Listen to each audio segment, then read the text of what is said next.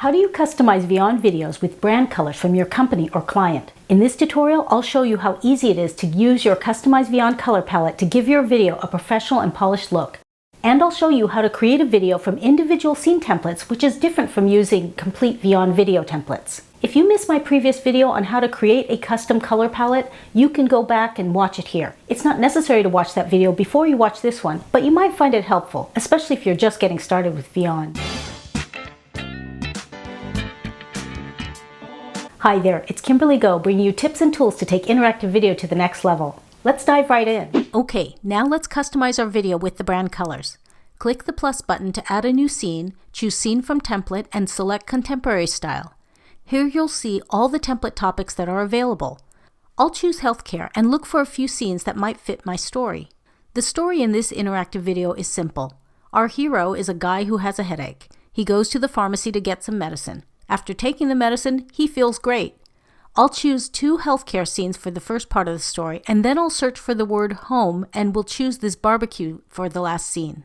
Adding brand colors to this video is easy thanks to the colors we put into Quick Access. For each scene, I'll choose the background color, click the video icon, and then I'll choose this aqua color from the Quick Access panel. I'll do this for all 3 scenes to achieve a consistent look. Next, I'll change this car to yellow, the cross and the tree to this new shade of green, and change the chairs to yellow. I can also delete this first scene with the circles because I've already stored my colors in Quick Access. Now let's customize the props. Our client wants to promote a new brand of medicine. I want to delete this original bottle, but the graphic happens to include the computer too. So first I'll replace the computer with another one.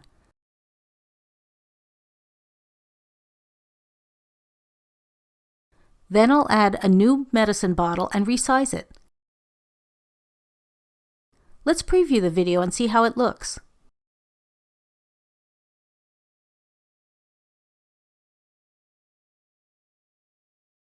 That looks pretty good.